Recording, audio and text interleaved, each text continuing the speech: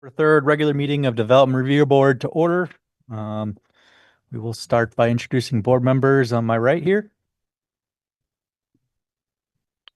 Bill Jolly, court member. Meredith Crandall, staff. I'm Rob Goodwin, the chair. Joe Kiernan, board member. Vera Dana, board member. Kevin O'Connell, board member.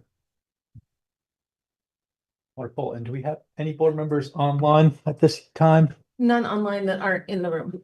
Okay. Wonderful. All right. Without further ado, Meredith, you want to do the remote meeting procedures and then we'll move along. Okay. So it looks like, yeah, we do have some. Okay. So give me 1 second. I'm going to share my screen. Except that button went away.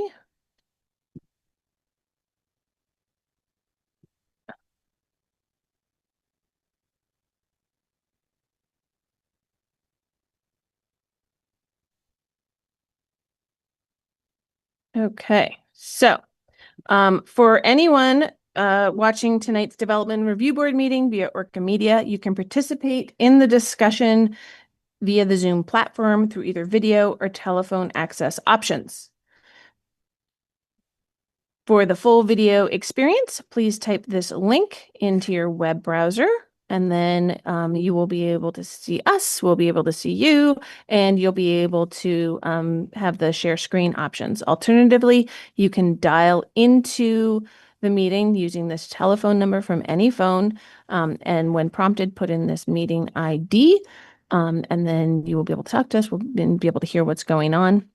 If you're having problems accessing the meeting via either of these options, please email me at mcrandall@montpelier-vt.org. I will be monitoring my email throughout the meeting. For those attending via Zoom, turning your video on is optional. And actually, if you're having problems with receiving video, turning your camera off so that it's not trying to upload while everything else is trying to download will actually make things a lot clearer. For everyone attending, please keep your microphone on mute when you're not speaking. This will help reduce background noise. And if you do wish to speak, please raise your hand. And you can do that either by raising your physical hand if your camera is on, or using the raise hand button on your Zoom toolbar, and then wait for the chair to call on you before you speak. The Zoom chat function should only be used for troubleshooting or logistics questions. Questions or comments about actual items on the agenda need to be made verbally. In the event the public is unable to access tonight's meeting, it will need to be continued to a time and place certain. I'll now hand the meeting back over to the chair. All right. Thank you, Meredith. We have an agenda. Anyone? Make a motion that we accept the agenda as printed. Seconded. Motion by Kevin, second by Joe. All those in favor say aye. Aye. Nays? Seeing none, we have an agenda this evening. All right, thank you all for being here this evening. I'm going to keep my comments, brief, but I just do want to remind everyone that civility tonight is incredibly important. And if you would like to speak, please raise your hand. Do not just start speaking. We will make a list of those, when we get to the public comment period of those that want to speak, and we'll go one at a time. And the process for this evening, we'll just have, like we've done before, the applicant, present, and then there'll be time for, public comment. And board members will have time to ask questions after either one of those. And we'd really like to limit the back and forth and the meandering topics. Meredith will review the scope in a second here. The gavel will get used if we are veering from the scope that we spent the last time on this topic, discussing and narrowing down. So we're really trying to keep this efficient and to the point this evening. So thank you very much. And I guess we'll call up the applicant first. And then while they're up there, we'll swear everyone in that wishes to speak on the application. As our first order of business is reconsideration of 0 Town Hill Road. And so yeah. Just you two speaking on your behalf tonight. No, we have Anthony Arapino, counsel, Okay. on as well. Hello, Get can you sworn see in. me? Yes, Yes. Anthony. Yep. Yep. New people.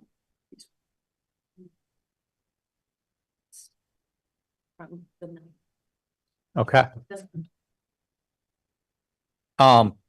So apparently we're only required to have the new people sworn in, but I don't know if everyone's okay with just for process sake of doing this again. If you wish to speak this evening, then we can do it that way. So Make sure that we've got everybody.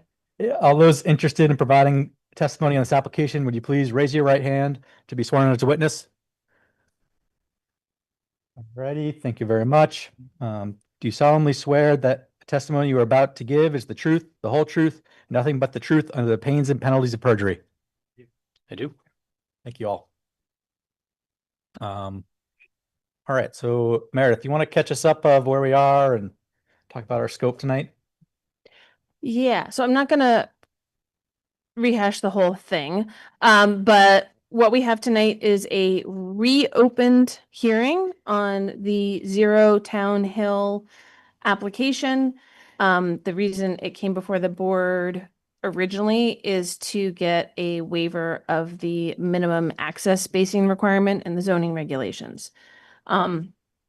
Per the decision at the when the motion to reconsider was discussed and decided, the board agreed to limit the discussion tonight to application of section 3010, which is the vehicular access provision.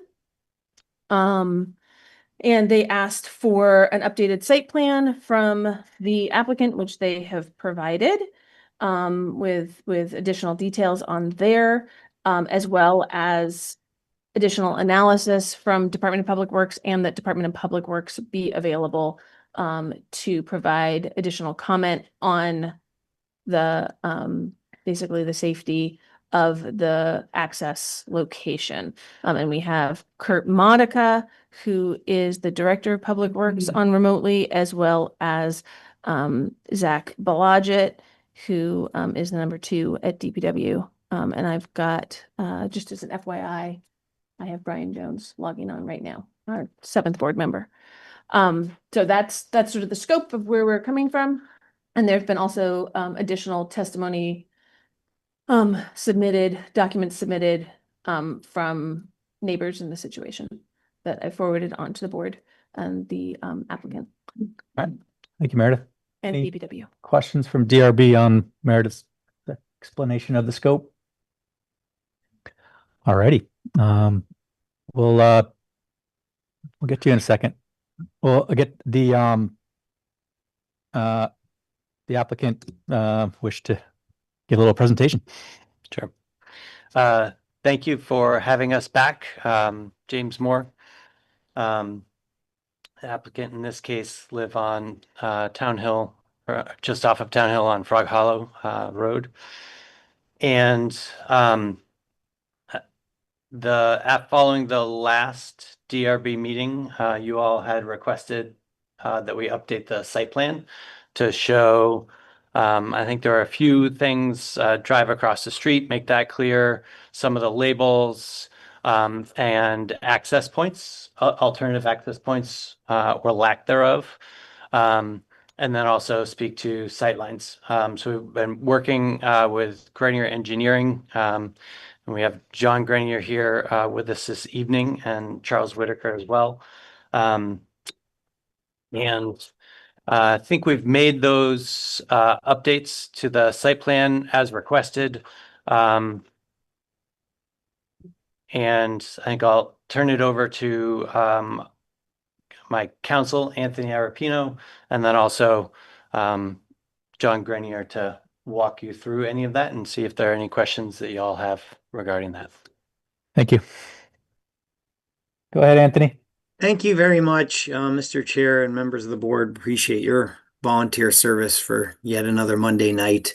I'm sorry I can't be there with you in person. This was I was scheduled to be out of town when this got scheduled, so I hope my remote participation won't make things too difficult or inefficient, but I just have some questions to take Mr. Grenier through.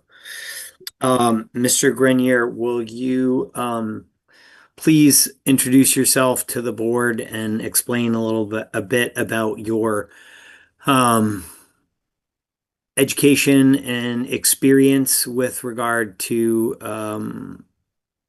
dealing with the kind of issues that arise in Section 3010 of the Montpelier zoning regulations, please?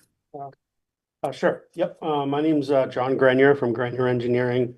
I'm a practicing civil engineer in the state of Vermont for 20 plus years. We've worked specifically on this project for James, determining the best location to access this site. Right now, we're applying for a curb cut for some to be determined project at a future date. We ran through the regulations and understood that we couldn't meet the 45 feet setback to neighboring driveways. So using our engineering knowledge, working with Public Works to determine the safest place to enter and exit this site, we chose the curb cut that's presented to you this evening. We do not meet 45 feet from the neighboring property directly across the street, which is at 184 Town Hill Road. We also are unable to put our driveway exactly across from theirs, creating a T. Some of the reasons for that are property lines, the development access is drops away from the street, so we need to place fill so that we have a safe landing spot to provide access looking north, east and west. And so we've picked this location for the curb cut. It's a generous curb cut.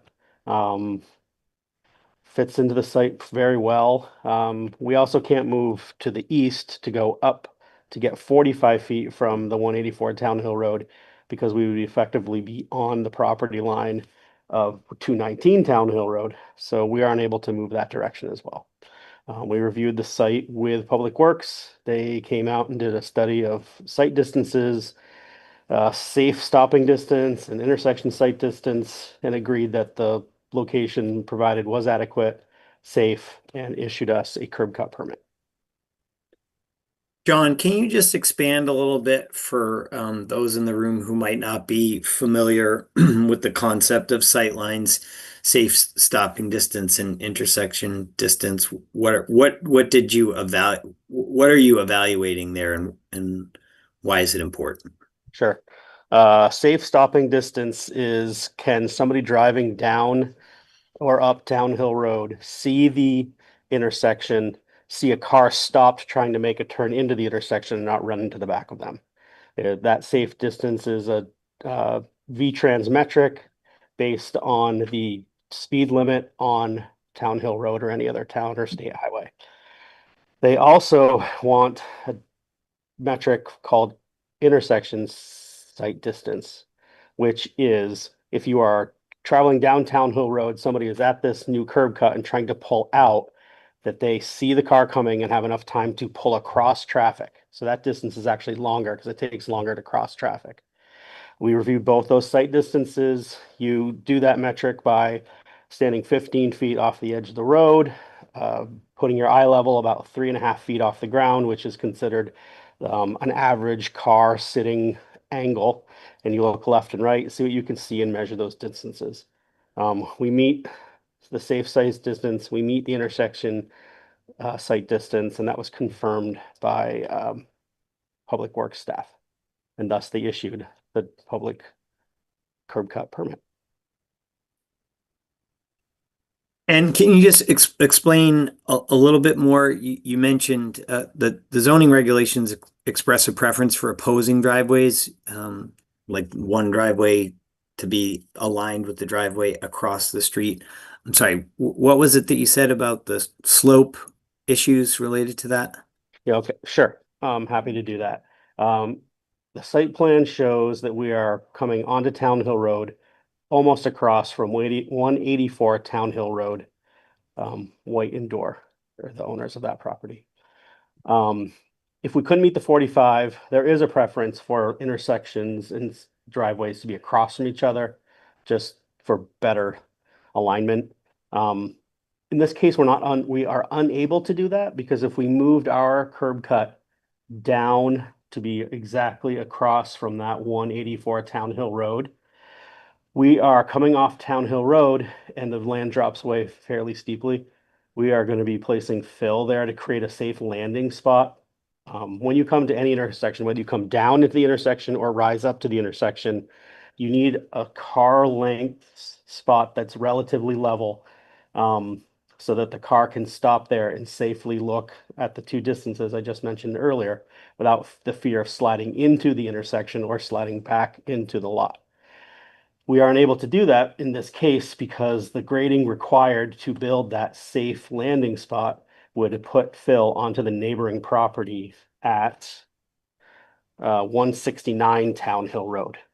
So we can't move our intersection down the road to be across because we would be grading off of our own property.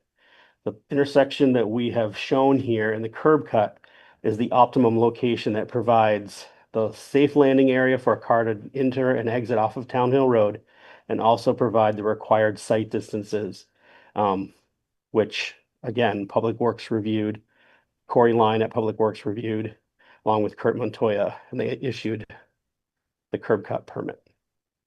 Thanks, John.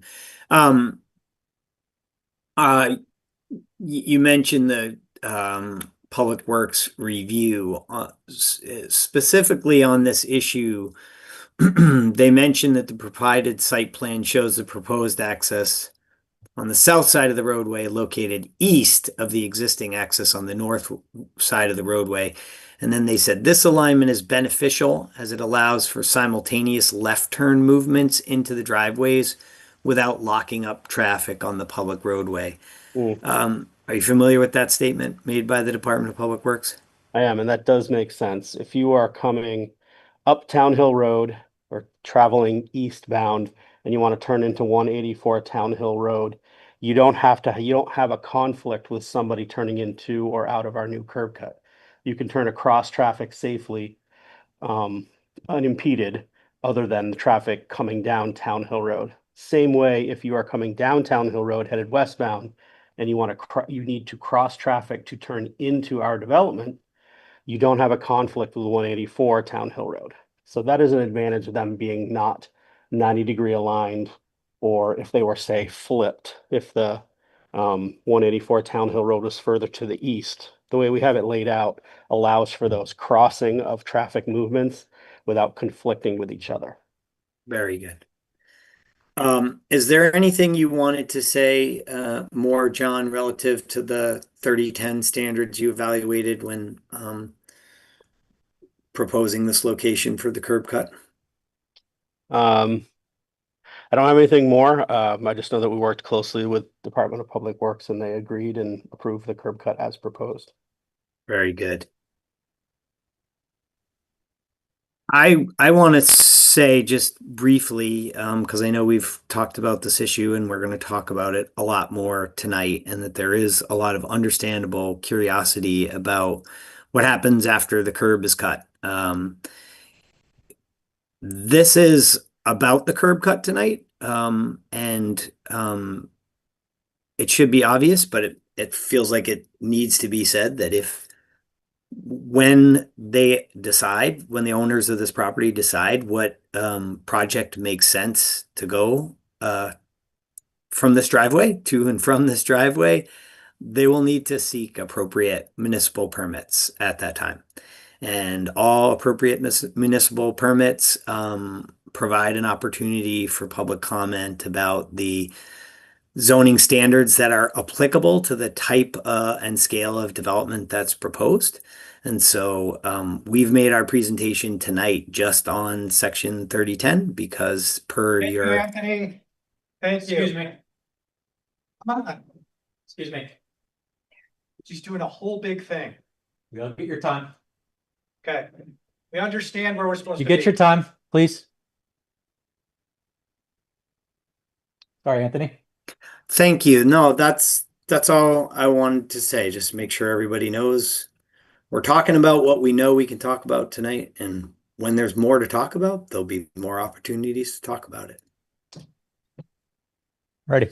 Any questions board has for the applicant? Just it's clear that it's necessary to once again emphasize that we are dealing with the one specific issue, and that's it. We're not talking about future development. We're talking about the here and now. Thank you, Kevin. Alex? I'd just like to make a comment because one of the ironies of this drawn out process is that the driveway that is triggering our consideration of this curb cut is across Town Hill Road. And we have been talking almost entirely about potentialities on the south side of Town Hill Road. And I think that's part of what's made it confusing. And it wasn't until we asked that the applicant put the driveway that triggered this review on the site plan. Gotcha. Yep. My name is Bill Jolly. I don't have actually a question. I just have a thought that's gonna kind of permeate some questions that are kind of come later, probably to the DPW or others. To me, Town Hill is in particular that section of Town Hill is a very unique passageway, I might call it, because of its steepness, maybe because of its narrowness, maybe because of the in and out that goes in that area. I don't know whether the restrictions, when we talk about, development is talked about, will step into place in this concern, but I do have a bit of a concern that it is a really unique in several characteristics, and whether or not that should be considered by the board when making their decisions. So I just wanted to get that on the record. Thank you. Vera? So this application was reopened on the condition of some minor corrections to the site plan, additional information about the driveway across the street, and also means of alternative access to parcel or lack thereof. And I just wanted to get a little more clarification because I understand that we're by process of elimination, we have been led to believe that this would be the only potential point of access to the parcel. And I just wanted to confirm that understanding. So could you tell us more about the alternative access or lack thereof? You're gonna put the site plan up? Yeah. Okay. Yeah, we feel that this is really the only practical and legal access to this parcel by coming off Town Hill Road. There's kind of a unique property line layout here. If you go down the page a little bit. I'm trying to. Yeah, there you go. How much to show at once? Yeah, that's fine. Really the only other way to kind of walk onto this property without crossing the 169 Town Hill Road or off of 75 Grandview Terrace is this very narrow 7-foot wide gap in James's house is down here off of the site. So you would not be able to, like, if this gap was 50 feet wide or 25 or 30 feet wide, that could possibly be an access you could drive through. But as you can see, 7 feet wide, you can't get the grading or the roadway or the legal rights of way that you need for access between 2.7 feet wide. There's no other, this lot, as you can see, the boundaries here don't front on any other street. They're landlocked by 219, 245, 75, and then 169 Town Hill Road. This is the logical place to enter this property directly off Town Hill Road. It's the safest access. It's a major town road, sight lines, etc. And that's why the DPW moved the curb cut. Alex? Follow up on Alvaro's question briefly. Were the applicant able to negotiate a right of way across one of the abutters that was sufficiently Alex, wide? Is that out of line? Yeah, I think that we're just have to keep it to sort of what's been put in front of us. Unless, unless you disagree, but I don't. do you have a comment? Only if you want me to. Yeah, I'd love the guidance. So my understanding and the way I've been applying these and everything else is that you can't require somebody to do something on someone else's land under zoning regulations.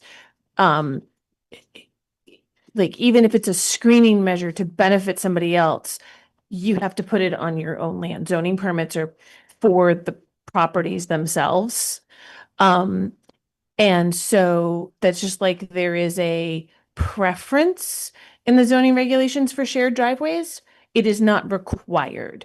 So like if somebody, if something like that comes up for, say, a subdivision where somebody's looking to subdivide, they at that time, it's one parcel. There are times there where the board might say, hey, the only safe access here is a shared driveway. So if you're going to propose that, we need you to create the easement now.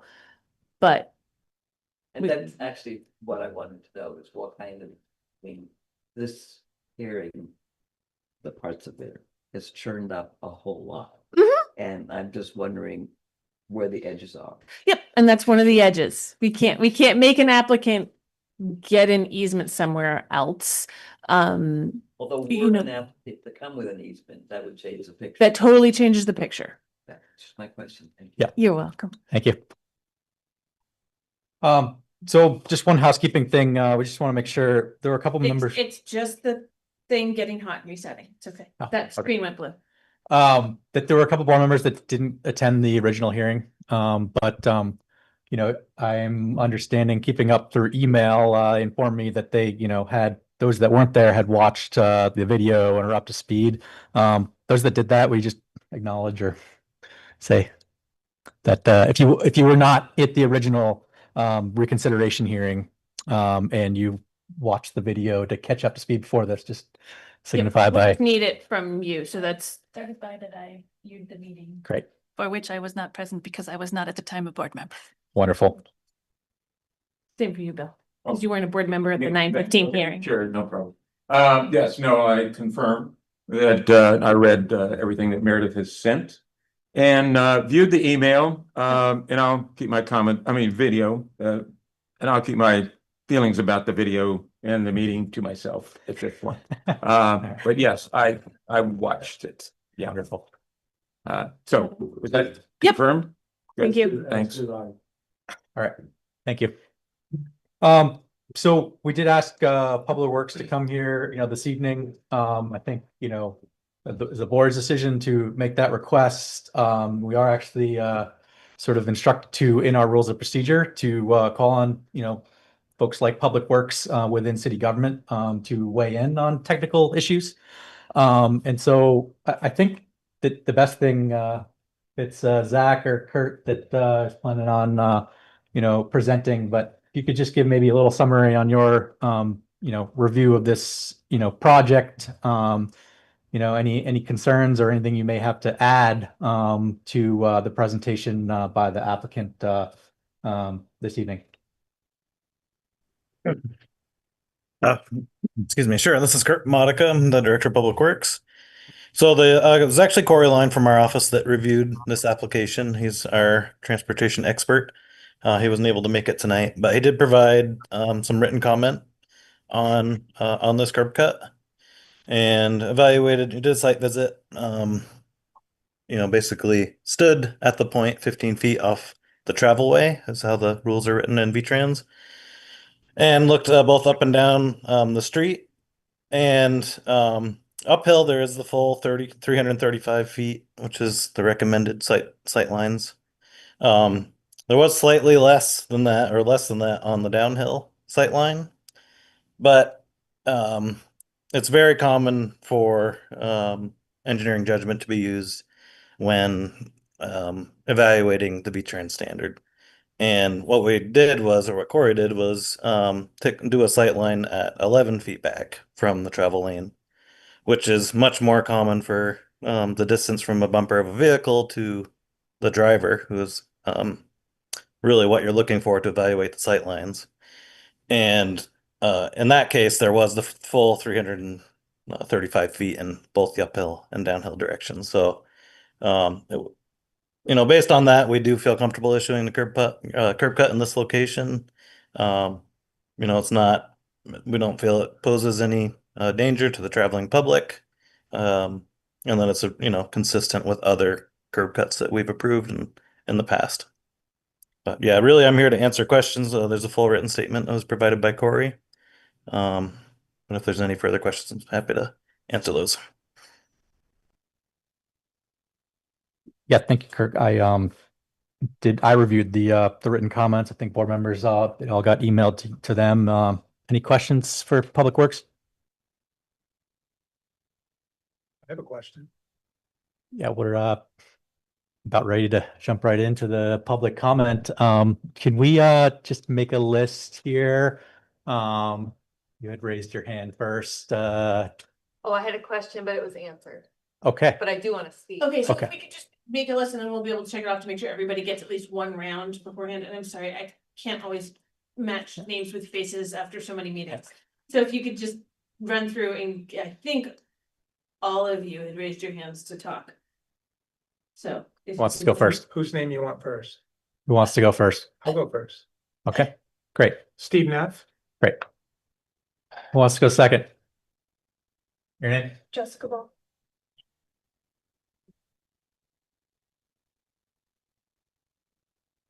We just go down the list, down the row? I'll go third. Heidi Joe Door Door.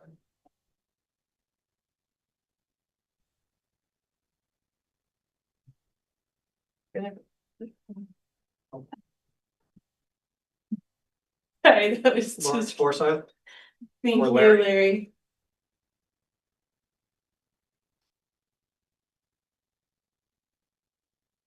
Did you want to talk? No. Okay, Dana DiMartino.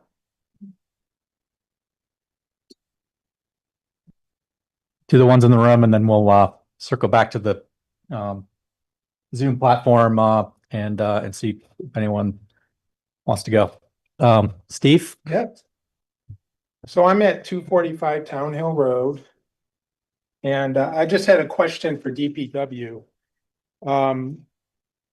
Because I drive that road every day, and the line of sight from the proposed driveway, I've driven it a number of times, and when I'm driving up the hill, when I get to about the middle of the proposed driveway, I can see just the top of my mailbox up the hill of my property. That's about 63 feet of James Moore's property, 157 and a half of the Ball's property, and I would estimate about 40 feet of my property. That's where I would see a car coming over the hill there, the top of the car. That equals 260 feet. So I'm confused where DPW got 335 feet, because that would be more towards the right side of my property, which I cannot see from down the slope. So unless they have some way of measuring it that I don't understand, I would love an answer to that. Right. So we'll get the question to him, but I think just first, so is your concern that the location of the curb cut as proposed is a safety hazard? Yeah. Okay. Because people fly over that hill, it's 30 miles an hour, but a lot of times they're going 40 miles an hour, so. All right, so Public Works, have anything to add? Yeah, well, so the standard for the sight line is very specific to where you can see from a certain distance off of the travel way, which may be a little bit different than if you're traveling in a car along the road. And what Corey did was physically stand at those distances that I described earlier, and he measured how far he could see in both the uphill and downhill direction with assistance from our other staff. So, I'm comfortable with his evaluation of the site and those numbers that I provided earlier, which are also in his written statement. So he stood, or he measured from 3.5 feet? Well, the land slopes down there, so we didn't bring out a transit to make sure it was exactly 3 feet, but it's approximately. He stood, but it was down slope, so it's pretty close. Okay. I mean, I think the point of it is what you see when you're driving, right? It's what you see when you're exiting the driveway. And when cars are coming over the hill to see the driveway down the slope. It's more about the person exiting the driveway than it is the other cars approaching this. It's a stopping speed that's related to the other vehicles Okay. in that distance, but really the sight lines are related to exiting the driveway. Well, I still, I'm pretty sure it's 240 to 250 feet, so.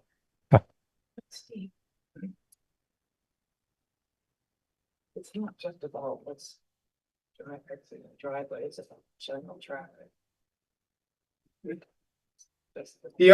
Can I bring up another topic? Please. Can I talk to the board? I don't know if this is allowed. I'm confused about this. I'm new to this. I printed out all the rules here. Yep. And I'm in my binder, and I'm amazed that you guys have the most respect that you're volunteering to do this and you're have to know all these rules. It's kind of mind bending, but I guess my question is, why is the scope of this question so narrow? I listened to Anthony on October 6th say that to discuss the curb cut, the scope has to be narrow. It's 30-10. That's all the scope is. It's 30-10. And I thought about that a lot. I looked at these rules, and on the first page of the rules, it says what the purpose of these rules are and what the purpose of the board is. It says these regulations implement the policies of the Montpelier Master Plan and the Act. They are intended to, one, ensure that development protects public health, safety, and welfare. So that's the board. In my mind, that's one of the main purposes of the board and these regulations. Safety, welfare of the public. And in that September 15th meeting, we talked about storm runoff. And I'm not sure if I'm allowed to talk about that, but I would love to give a pitch why it should be thought about and talked about. Can I do that or no?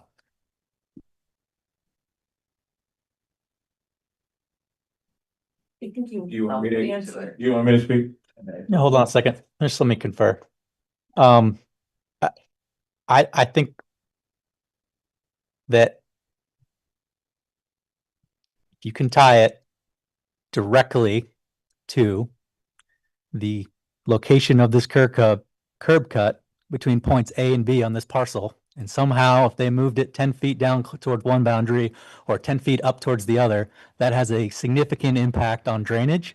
I think we maybe could hear a little, but if it's outside of the specificity of that, I don't see it being relevant. Okay. Alex? I'll say what I said at the last meeting, that is, we hear you, and I personally am frustrated by the narrowness of the rulings that we are asked to make. But them's the rules, for one. The second part is that the rules are rewritten periodically. And I'm a big supporter of zoning, but I don't think they always get it right. And they don't think they always get it right. They are now revising zoning. Yeah. And that would be a place to bring this kind of concern where decisions are made on very narrow grounds and larger issues aren't allowed in. Might be an issue that the planning commission would want to take up. Okay. Bill? I'm sorry, I should, I'm worse with names and things. You are, And Steve. Steve, thank you, Steve. Your subject hit directly on what I referred to later as the uniqueness of that area. And even Rob, your statement has even hit even closer to what I was going to propose as we move along into this discussion, as more people talk about it. And I think we need to hear from more people about it. But you're exactly what you said. And I've spoken with other members of the board staff about this issue. And I think we do need to talk about it. but I'm going to suggest that you are specific about the effects on those two factors in 3010. Just those two factors, the actual location and design of the curb cut and the driveway with regard to fill, etc., that will have an effect on those two factors within that space. If you can keep your comments and everyone up to that, then certainly a motion might come from me as we move along in this to make sure we address that, if not tonight, at another meeting to this. Which there might have to be, considering the nature of what I think you're going to talk about and what the others are going to talk about. So I will just let that be. It's just a follow up on putting my comment earlier in the record. And I would love to hear how you're going to express it. And Jeff, Yeah, so I'll hold. Bill, I think you're providing a little bit more latitude than what the reconsideration order had given. So I guess I would say that I kind of explained, like my narrow scope of this, and if you would So like you want me to tie it to the curb cut? to the location of the curb cut. Yes, I Yes. can do that. Just so you know, Anthony does have his hand raised, so if there is an objection, it should probably be. All right, Anthony, filed, but we'll let Joe you had something. let you say your 2 cents before we go along.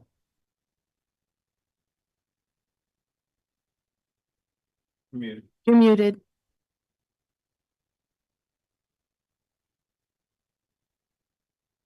I think Board Member Hollis had the right of it when she appropriately cited the narrowness of the standards. And I am concerned that some of the comments suggest that the DRB would like to apply a different standard than the Planning Commission has written and would like the standards to be broader. And if that's the case, that's a conversation for with the Planning Commission. I think we spent a lot of time at the previous meeting talking about why, legally speaking, stormwater drainage was not part of a standard 3010, which is about traffic safety. And it would be very frustrating if the board would backtrack on that tonight, and I hope they wouldn't. First of all, that's just a legal point as to what evidence is relevant under 3010. The second thing is, though, we have brought with us tonight, from your last hearing on 116 Town Hill Road, somebody who is a certified expert in stormwater drainage. And he's not here to talk about stormwater drainage tonight because it's not relevant. And that was something that was discussed thoroughly in your reconsideration hearing, and we thought was made clear by your reconsideration order. But if you're going to allow others to speak to this question, which is a highly specialized question, I need to understand what experience any of them has, what experience, what expertise, what training, what licensing they have to offer an opinion that moving a curb cut in a certain amount of direction in either direction affects the stormwater drainage. That's a very technical question, and it would be an extreme relaxation of the rules of evidence to just let anybody get up there and offer an opinion on that question. So to summarize, not legally relevant, thought we had spent a whole other meeting deciding that, number one. And in fact, number two, if you're going to talk about it, what is the qualification of those who wish to speak with it? It's a highly specialized area. I believe Board Member Kiernan mentioned that at the last meeting. Well, we live there, so that's. Hold on a second, Joe, go ahead. To answer your original question, what we're really discussing, and please correct me if I'm wrong, is the legal right to go through the right of way onto the road, basically. Mhm. Stormwater would come up but as part of a site plan, which would come later. So all we're really talking about right now is legally, can you access the right of way? If that kind of helps answer your question. Yes, but the storm water runoff is connected to the curb cuts on the south side of Town Hill Road. It's connected to it. I brought pictures, I brought video. I don't know if you guys have watched Hold on a it. second. Let me ask you, do you believe it's connected due to the existence of the curb cut or to the location of the curb cut? If a curb cut is put there, it allows the stormwater All right. to come That's through. you answered my question. So if you were, And the location is important because the location right now is very close to House 169. Okay. If it was up higher, it would be safer for 169. And what I brought in as evidence is proof of that. okay. If I was allowed to show it, I'm not hearing that your drainage comments fall into sort of the narrow scope that the board, talked out. I'm hearing, sort of where you're going with this. And can I ask a question? yes, If a hypothetical curb cut was, someone wanted to put it at the bottom of Town Hill Road. Yep. And it met all the traffic. It was perfect. It was perfect as far as traffic but opening that curb cut would allow all the rainwater from Town Hill Road to go down and flood a neighborhood in Lower Montpelier. Would the board just wash their hands and say, that's not our purview? The curb cut's fine. You neighborhood down there, you fend for yourselves. Good luck. That's DPW's job. Right now, you guys are making a decision that will put in danger, I believe, and so do the other neighbors, 169. I think that's the key term, is that that's what you believe. But Have you seen the evidence I brought? as Anthony said, the evidence that you brought, I mean, we have experts here that can look at it, including the public works, who have looked at it. And I think it's also important to note that this wouldn't even be before the board if it wasn't for the driveway across the street.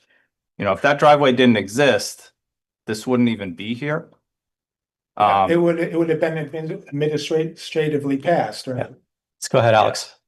Wait, can I just add something? Yeah, but I want to make a point about that administrative pass, because Joe's right. If it hadn't been for the driveway across the street, it wouldn't have come before this board, which means that you all would not have known about it. Hold on. Right, so you might have been, but it would have taken a different kind of effort. And all I want to do is point out that permits that are issued administratively are posted on a website in the planning department, and you can find out what they are. Can I just say, if it was passed administratively, at the back of all these rules, it says, an interested person, including the applicant, a person owning property in the immediate neighborhood who can demonstrate a physical or environmental impact on the person's property, or a group of 10 people voting or owning property in the city, can file an appeal. Right. So that's a way, even if it was passed that way, if it caused danger and made someone unsafe, the public has a way to Right, and it would come address to that. us. It would come to us. Yeah. We just had this last. All right. meeting. Let me just clarify. I let you touch upon the drainage to get a preview of how you were planning on talking about it tonight. If I think we're prepared to come here with new evidence that we could put forward to evaluate the very specific nitty gritty details of a location of this curb cut. I think we'd be interested. But from what I hear from the preview, I don't think that's where you're planning to go, this evening with this. I'm going to share, and if you guys believe that it's not applicable, then strike it from the record. or whatever. So if it's the photos and the videos that you already supplied, those were all distributed to the board. They were distributed to the applicants and their team, and they were distributed to the Department of Public Works. They all have them. Okay. And they've all had the opportunity to review all of those. But it's the board's determination as to whether or not that's relevant or goes to the limited scope that was put forward for the hearing. Generally speaking, the board if it has issued a public hearing notice, the scope of that public hearing is what was in that, Yeah. that warning, right? And in that notice that was issued. And this is just a note for all the board members too. If you start veering out of that scope, you've then set it up so that the applicant doesn't know what's being discussed. The witnesses you have from other departments don't know what is now going to be discussed and haven't prepared for it. And even other neighbors who got the original notice don't know what was going to be discussed. So if something like that were to happen and you were going to try and re-broaden the scope again, I'd have to issue a whole new public hearing notice, or you'd have to call it, and it's just flagging that for you, that the scope was put forward for a reason. Yep. So that everybody would know what was going to be discussed tonight, and you have the ability to determine whether or not what Mr. Neff is proposing is relevant or not to the noticed scope. So can I talk about the site, the proposed site for the curb cut and the characteristics of that site when it rains? Can I clarify Yes. something? As a very new board member, I'm obviously still just learning, but my understanding is that we're not in a position to deny access to a parcel unless there are extreme concerns or objections beyond what have already been discussed, right? We have DPW confirmation. We understand that it would be an impossibility to comply fully with the 45-foot clearance, et cetera. There could be questions about the exact data that was used to determine safety and so forth. But in fact, our purpose is not to consider denying the curb cut. It's only to consider its proposed location per the site plan. So it's not a question of whether there would or would not be a curb cut. It would be permissible. It's just the location. That's correct. Okay. So the curb cut is already thumbed up. It's like a thumbs up. This board agrees, this will get to the room, that we believe that this parcel has the right to a curb cut. The only question is the location of the curb cut on the frontage of the parcel. None of the board is unbiased. Okay. We're gonna go on to that. It's a property rights issue under state law. That the parcel is existing. If the board decides you can't have a curb cut, so you can't access your property and you can't use it, then the board has just stepped into a huge constitutional law issue. Yeah. Which, yes, I warned them about, and it's in the staff memos to the board on it. I don't even remember which one at this point because there've been enough. So just flagging that for you, that's where that particular language is coming from. I just need to sum up why I'm up here. Okay. The only thing protecting 169 on that road is the curb. Well, there's three things. There's the curb going up the road, and if you've seen the videos, that's stopping the rain from coming into their property. Secondly, it's the distance from the Ball's curb cut. All that water comes through their curb cut, comes straight down towards 169, but it can't make it, for the most part, sometimes it does, to their property. And thirdly is the slope. It's flat behind their house, relatively flat, not totally, but all three of those things by this design are getting rid of those three protections for 169. See, you just said design. There is no design. It's right there on the table. That is just an illustration that there is no actual design yet. So we can't there isn't. You mean for a driveway? Right. Yeah, there's Nothing. fill on the curb cut width. Yes. Yeah, the width. okay, no, But okay. what we're supposed to determine right now is, can they legally access the right of way? It's just a legal question. Now, I realize that the term curb cut kind of implies something more, but we have been instructed not to consider anything other than their legal right to access the right of way. I mean, it allows the curb cut. It doesn't allow, it's not saying that there's going to be impervious surface there. They're going to put in the fill. That's going to happen. There is going to be a curb cut because they need to be able to access the property to put the fill in. Yes. but right? even Versus if there was- crushing the curb. Even if there was no curb there, it would still be called a curb. Yes, correct. Even if there was no curb there, it would Just still be kind of called the a curb cut. terminology that we use. Yep. Well, that's all I wanted to say. All right, thank you very much. I might be back, Okay. let my neighbors speak, but I want to thank you for your patience. I'm new to this. so- Thank you. Yes, thank you. Hi, good evening. My name's Jessica Ball, 219 Town Hill Road. I actually just want to keep this really brief. I have a couple of questions primarily for Kurt and the DPW team regarding the site distance calculations that were performed when they came out to view the site. So my first and primary concern in this entire discussion, and the reason why I'm here tonight, is safety.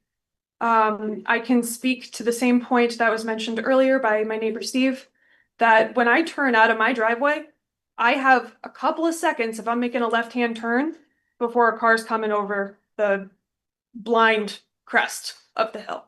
And there's some really unique characteristics about this curb cut location, but really my questions are, how on earth did that pass? Because I'm really curious to see the math on it. I'm curious to see the values. Andrew, if you want to know how much math I took in college, I can tell you. But I did the calculations myself, and it was a big fail. So I really would love to see the math on it. Furthermore, I'm a little bit concerned when it was mentioned that an actual measurement wasn't taken from 15 feet back and they were just standing there looking. So I do understand that the VT trans and the standard is 3.5 feet off the ground when you're sitting in a car or whatever. But I'm really curious, what is the grade that was calculated? What is the stopping site distance for the grade of the road? And how on earth did it pass?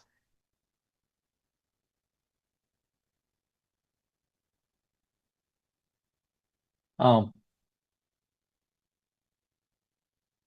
I think we've discussed the numbers some. Kirk, feel free to add anything more to your explanation of your measurements if you would like. But I think the board also respects your professional, opinion and determination, and engineering judgment. So if you have anything to add, Kirk, please do so. Yeah, well, I think the point is the standard is 15 feet back from the travel way. That's the VTrans guidance. Yep. That standard is, as most things in engineering world, is extremely conservative for like a very large vehicle. Most cars, if you think about where the driver's sitting relative to the bumper of the vehicle, there's very few vehicles that are 15 feet from sight line where you're sitting in the driver's seat to the front bumper. Most of them are, almost all vehicles nowadays are closer to 10 feet. So, so it's true that if we held a very hard standard to the 15 feet guidance in VTrans, that it doesn't meet the sightline distance because there's a pole and a tree on the downhill side. But using common sense and changes in actual geometry of vehicles, today's vehicles, that's where we established the 11 feet, which is still conservative, kind of a foot longer or further back than most vehicles. And in that case, we do have the full 335-foot sight lines in both directions. So, I think it's, what we didn't do is take a transit and get exactly 3.5 feet, but vehicles also vary in heights. So, a Prius is much lower to the ground compared to a pickup truck. So there's a variability in that. So, as far as math and numbers, it wasn't conducted Like that way. what was your length of the vertical curve? Again, this is a visit. This was established by a actual site visit, viewing up and down. We weren't doing How was it? calculations. We measured lengths, but we're not calculating vertical curves. We're physically How did it pass or viewing fail? by a site visit conducted by our transportation engineer. Okay, but what did you use to measure those distances to determine whether it was a pass or a fail?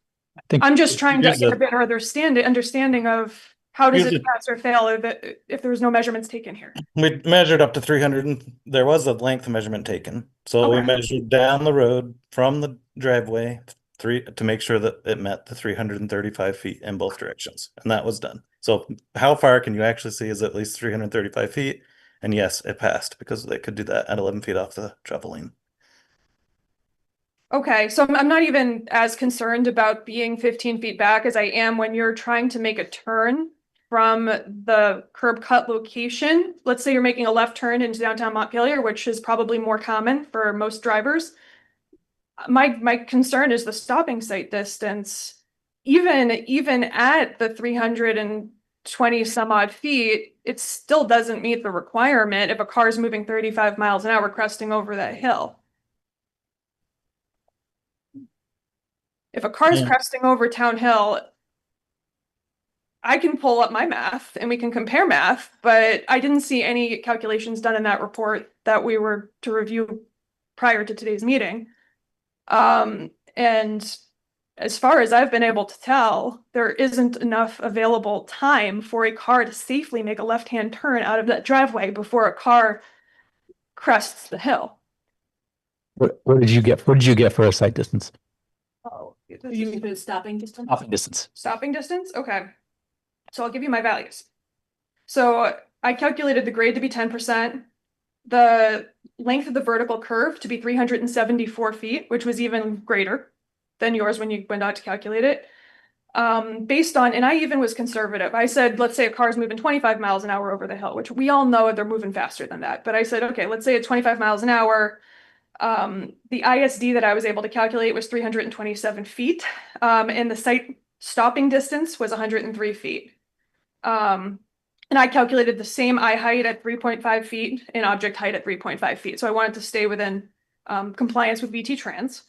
And basically looking at those numbers, it failed. And let me pull up exactly how much it failed by. So it was short by 98.2 feet. So, and I was being very conservative because I used a lower speed than the actual speed limit, and I measured a much greater distance. I actually just used the property lines provided in the chart to estimate that vertical curve, and then I went out and measured it again. So I was trying to be very conservative. I basically went from the beginning of the curb cut location to basically beyond the mailbox of the Neff property. So just, I'm throwing that out there because I'm not very confident in the engineering analysis that was done. I'm concerned about safety, and I just want to make sure that the board is aware of perhaps some of the shortcomings. That's it. Well, thank you for the detailed analysis. We'll let the applicant respond that when we get there. But the board has the the evidence to consider in our evaluation. So thank you.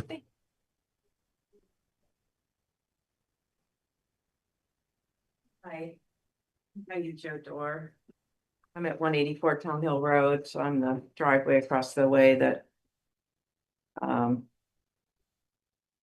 got this going here, but so I'm looking just at the section 3010, which is what we were supposed to do tonight, and it says that it's the vehicle access and the circulation issues to the provisions are intended to promote safe and efficient access and circulation within the area. And so I understand that my driveway is 24 feet instead of 45 feet from the curb cut, the proposed curb cut.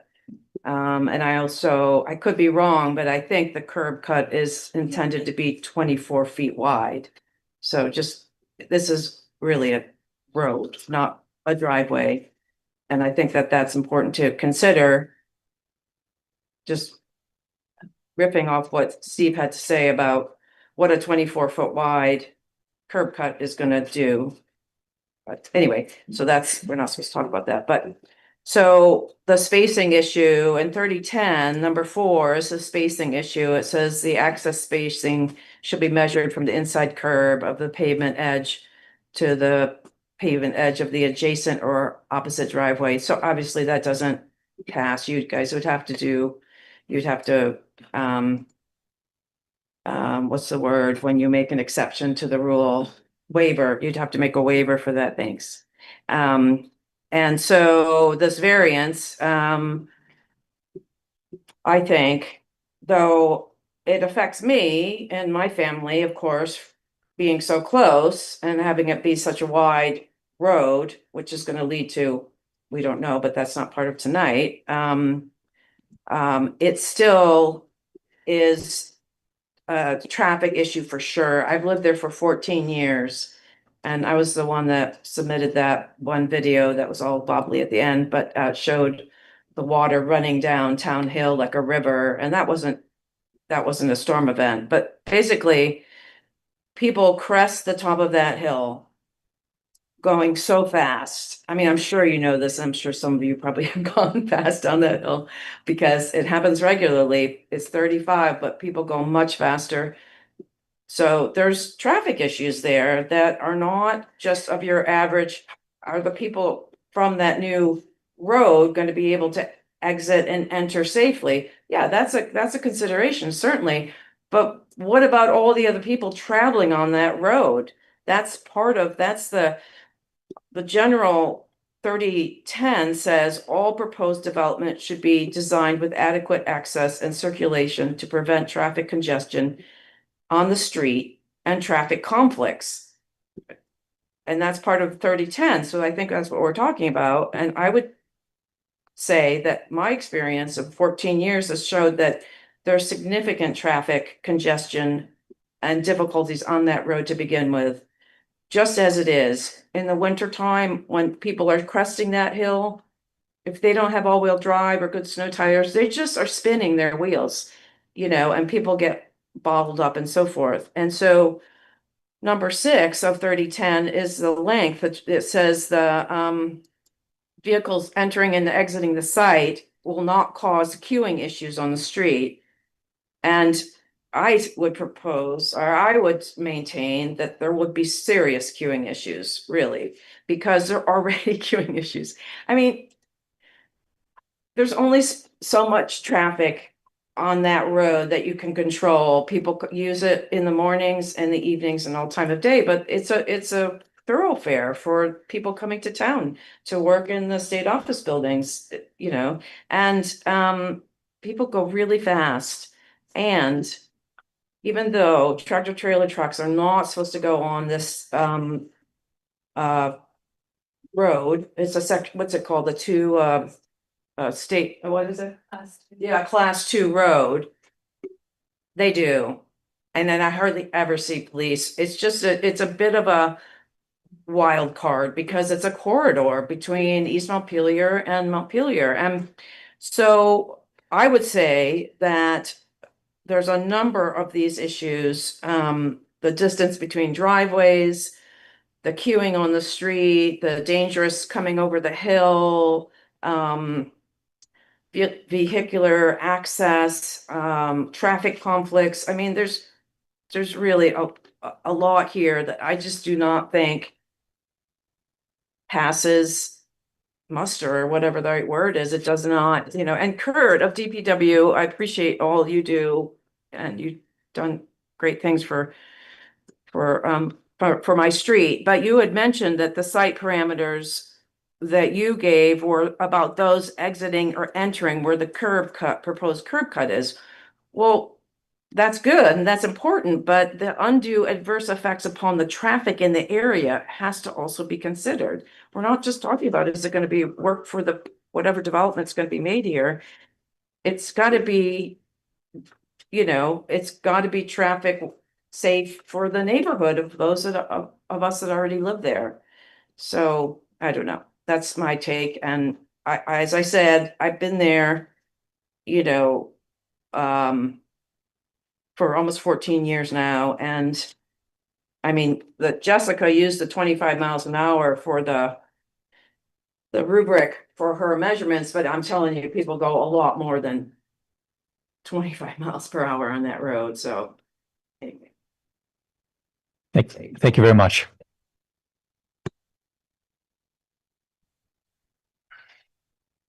Next. Larry is next.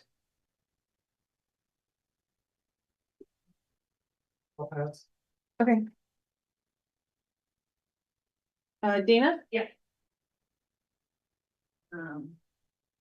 I was just gonna do sort of a summary, but this meeting's sort of taken my brain a lot of places. I know you guys are frustrated with us. I can see it in your faces. Not this side of the table, maybe, or maybe that side, but I get it. I get it. And I have to say, again, the videos that my neighbors sent, you sent them out to the board. Joe, have you seen it? Because you, I want to confirm that I have watched all the videos submitted, appreciate that. viewed all of the photos that were submitted. So just certifying that thank you. indeed I have viewed that content. I would like to know if everybody else has actually seen it, because Joe, you had stated in our last meeting that we're not sure which way water flows. So we gave you evidence, and I would like to know that you've seen it before you vote. I feel like that's fair. So that's that. Second of all, I'm sorry, Meredith. I know I'm taking up a lot of your evening. No, that's not. No, it's a lot of eye rolls and head scratches and this, and I get it. It's fine. I don't want to be here either. Mr. Chair. I just want to. Can we just, Yeah, you got it. My neighbors are amazing. They're here to back me. 169 Town Hill Road. Do you have neighbors like this? Because I do. And I think it's negligent of DPW. I've measured myself. Jess has measured. The Neff's family has measured. It does not meet compliance. So it's straight up negligence. I don't know what we can do about that. There's no stormwater mitigation or erosion control because that's what they decided. I don't know what I can do about that, but I think it's negligence and the city will be liable when there are accidents, children hit, you name it. Flooding happens. It's not on me, but it's I'm not gonna have anywhere to live. So thank you. thank you for your comments. We're gonna allow the applicant to provide a rebuttal, and then we can do a second round briefly. Anyone on the Zoom platform that would like to comment for first time?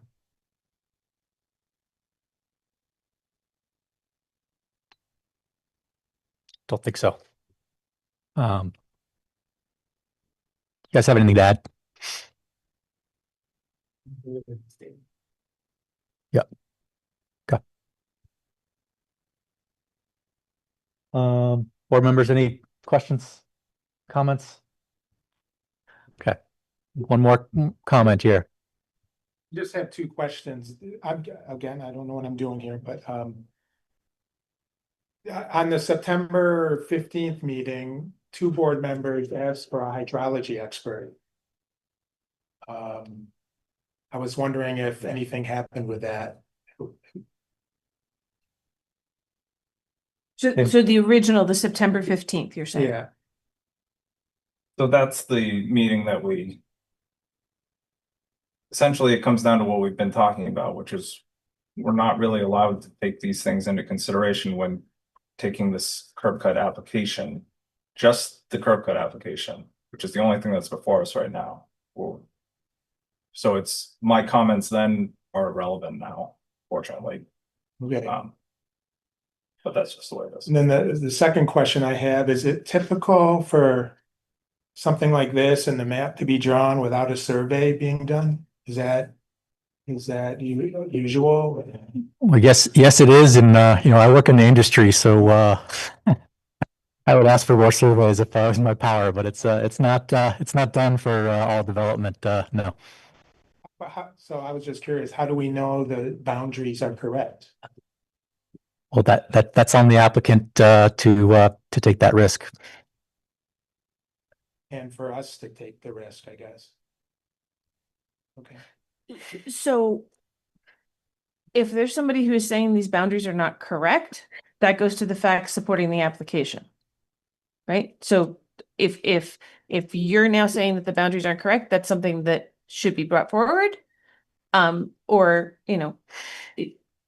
it would basically say that the applicant has provided incorrect information, right? And so that's an enforceable claim, right? But you would have to be bringing that forward, right? We'd have to have something more expert than a Grenier engineering drawn site plan. Okay. Right. Okay. So, but we can move forward with this without a survey. Yeah, if I had to require surveys for every time somebody wanted to put a curb cut in, you know, if it complies with distances, and we can also double check those, which we can, right? The driveway meets any kind of necessary setbacks. Yeah. Then we go with what we have. Okay. And Because the question of that isn't at play here. okay, and so For me. since this is just about the curb cut, is there going to be a future board meeting about the fill? No.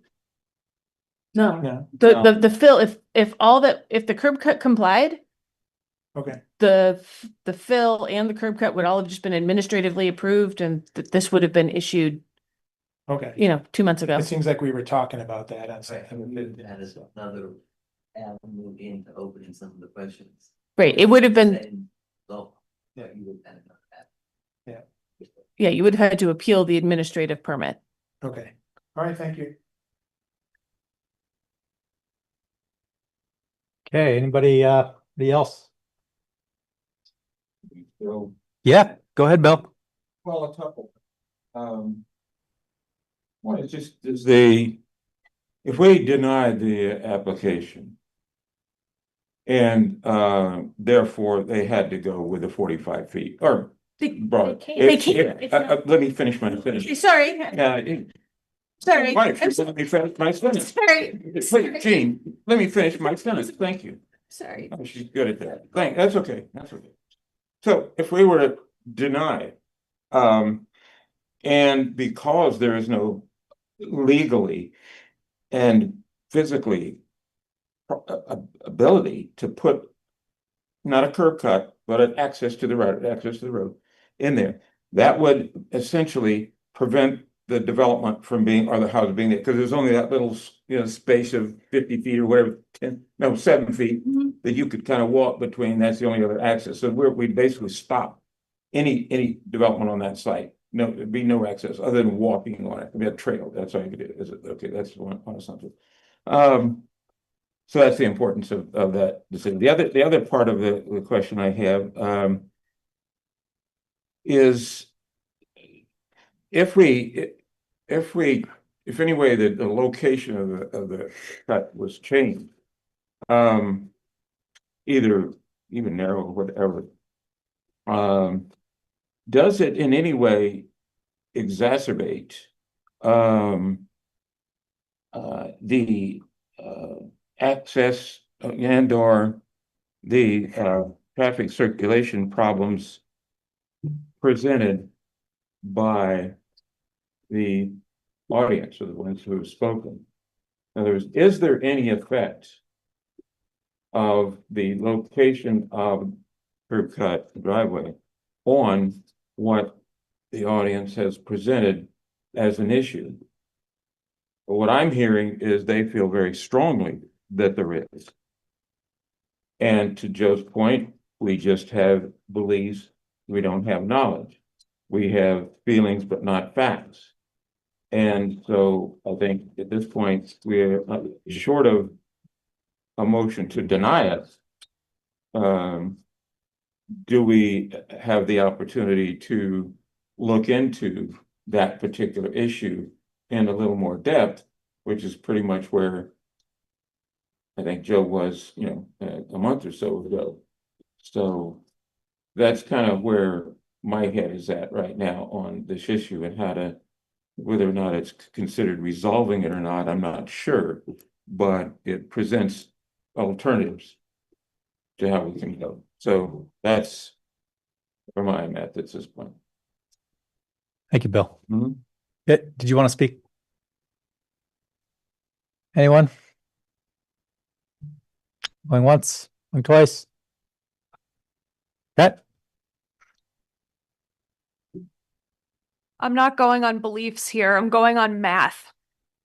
And I would love to see actual math substantiating that intersection is deemed safe.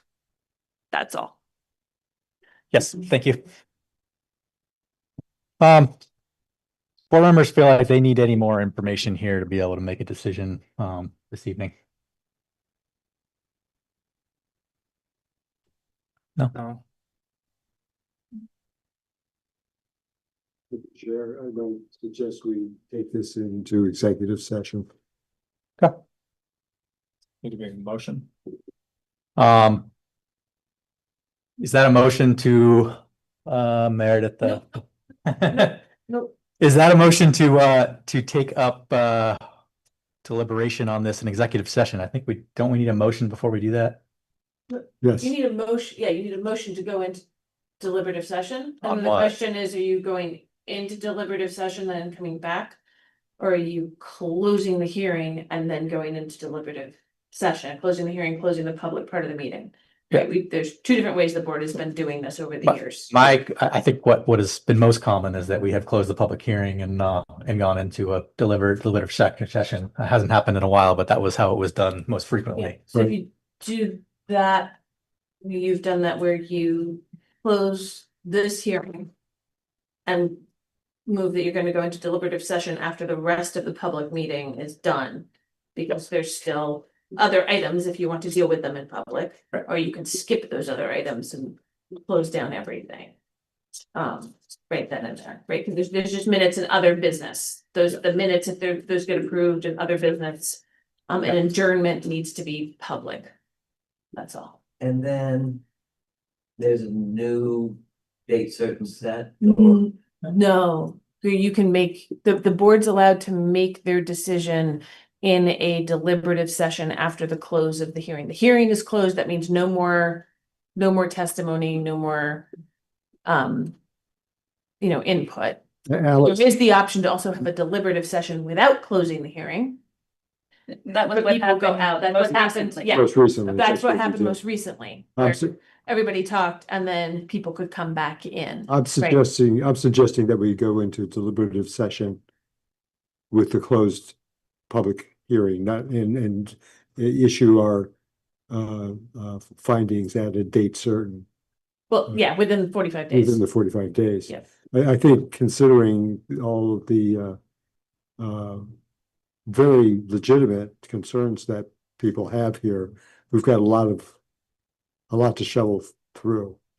Yeah, and so that's, as long as, if board members feel they have enough information to make a decision. Yes. If there's some who don't feel like they have enough information to make a decision, I would recommend doing the deliberative session without closing the hearing and then let people know afterwards, but. Do you have a question on the process? Yeah, I wonder. I'm sorry, can you come up to the microphone? I can't take notes that fast. Yeah, that's okay, no problem, sorry.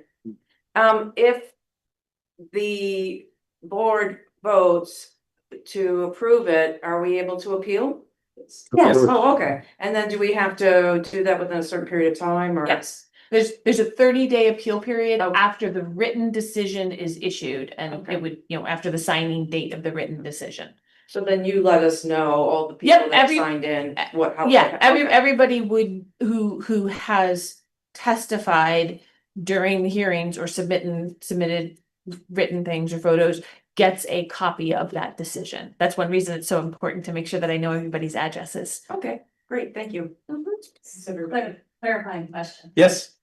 So if it goes into the appeal process, are we then talking about Phil, or that's just private stuff then because it's Meredith? I'm thinking. Appeals, I mean, I don't know. generally appeals are new, but I think that would, I don't know if we can answer that question. So. You want me to get into the technicalities? There's an appeal period for the board's decision. So the written decision the board would issue is, if somebody's appealing that, then I believe you have to appeal it based on what the board's decision says and the things that they go over, right? There's no permit issued immediately, right? If there's conditions, things like that. So I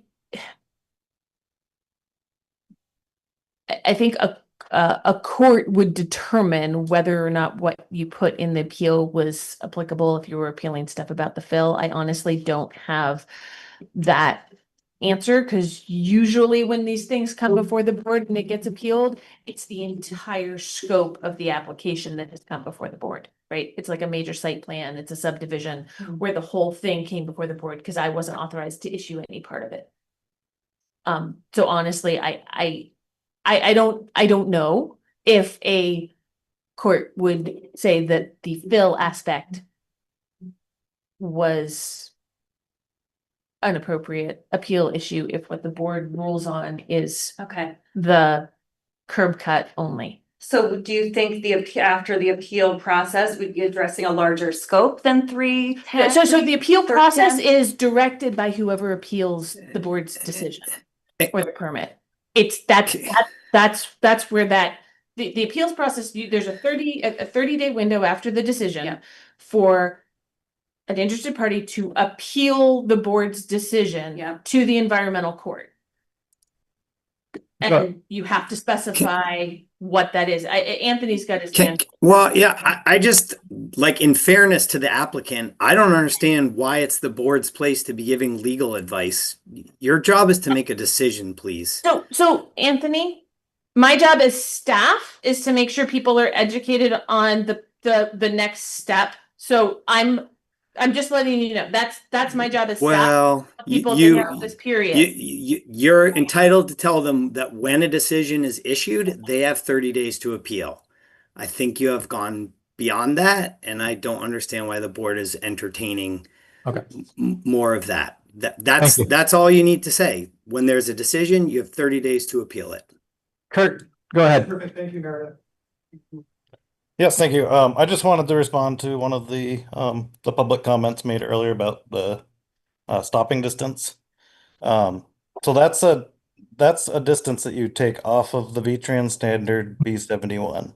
So it's essentially a chart based on the speed limit on the posted speed limit on the street. And so there's not, we did not calculate that. That's not how that's evaluated. Calculations are already done based on the standards. And we did determine that it did meet those stopping distance standards. All right. Thank you, Kurt. I will entertain a motion as we discussed. I would recommend that we adjourn the public hearing, and at the end of the agenda items on the for tonight, that we then reconvene in deliberative session. Motion by Kevin. One second. Second by Alex. Do a roll call vote on this. Alex, how do you vote? Bill? Yes. Rob, the chair votes yes. Joe? Yes. Elvira? Yes. Kevin? Yes. All right. Brian's on. Brian? Yes. 7:10. Okay, great. So that's unanimous. The public hearing is closed. We are on. Thank you, applicant. Thank you, Anthony, for participating. I will note that I prefer to be on this side of the Zoom platform, you on that side versus vice versa. But just kidding.